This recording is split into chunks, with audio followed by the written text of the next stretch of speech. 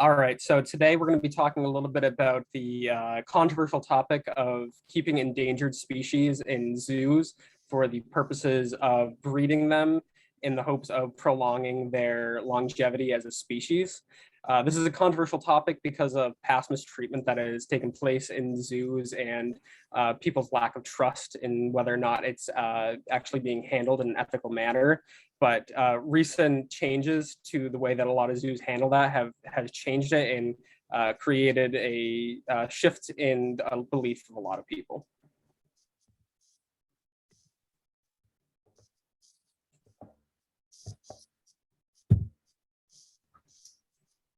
So as a group, we just talked about some pros and cons of endangered species of animals living in the zoo. And some pros were just species facing extinction in the wild, where they can be protected in zoos instead. And zoos are not just recreational, but they can incorporate other elements of research and conservation. And these species are more likely to survive longer in the wild. So as a fictional thing, they're pretty much getting saved instead of being extincted. And there's always readily available trained veterinary care.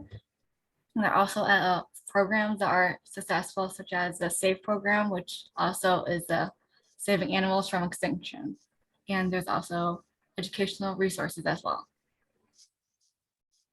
Some cons that we discussed are zoos are sometimes blamed or thought to, or actually do breed without the intent of releasing the animals back into the wild.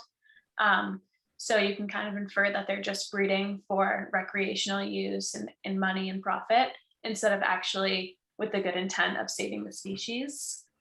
Another con, animals become dependent on the zoo. So if they were to be released into the wild, they would have no way to collect food or have safe shelter or protect themselves from predators. Lack of self-defense and lack of independence as an adult animal was something we talked about heavily.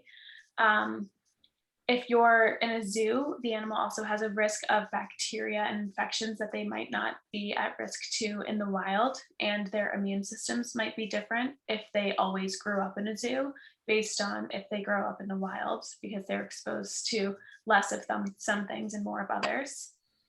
And the last thing that weighed heavily on our cons list was the smaller living area. So a lot of people view the smaller living area specifically for endangered species as cruel, because they don't have the open wild and all the space that they would have if they weren't contained. So why do we support endangered animals living in zoos? We found that zoos are highly regulated. There's an example of the Animal Welfare Act, which regulates the treatments of animals during research, teaching, testing, exhibition, transport of the animals, and it regulates the dealers and selling of animals as well.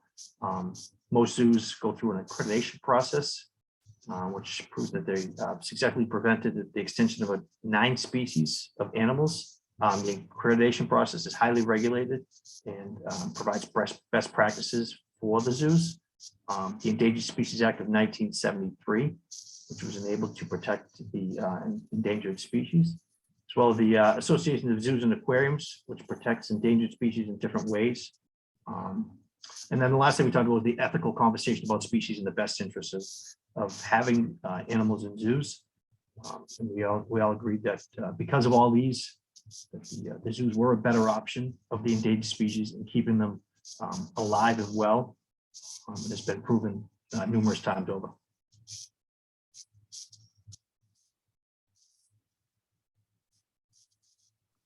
Some general thoughts when discussing endangered species in zoos was the difference between a zoo and an annual sanctuary or conservation.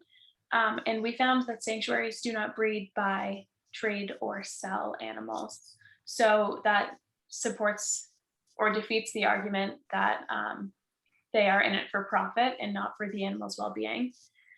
Sanctuaries do not capture animals from the wild, meaning they would only take in an animal that is sick or wounded. Less human interaction between animals and humans in sanctuaries. So the animals have more of their natural life because they aren't constantly having people come up to the glass and all the excitement that sometimes happens at the zoo in the big crowds. We also found that zoos are known to have more funding than sanctuaries, and because of that additional funding, they might be able to feed and care for the animals more effectively. Zoos are known to have larger donators and larger foundations to support them, which means they could probably have more endangered species encapsulated than a sanctuary. So sanctuaries are typically smaller than zoos. And then lastly, zoos can be the last placement to save the species.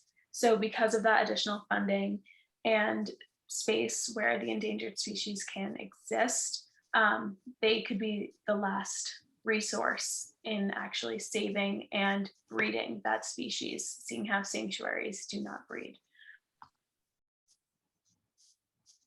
And then finally, just to kind of drive the point home of like how important this can be and how effective it can be, we just have a list of a few species that have been saved in the past from being kept in zoos. So we have the American red wolf, the Arabian oryx, the golden lion tamarin, the bongo, and the California condor.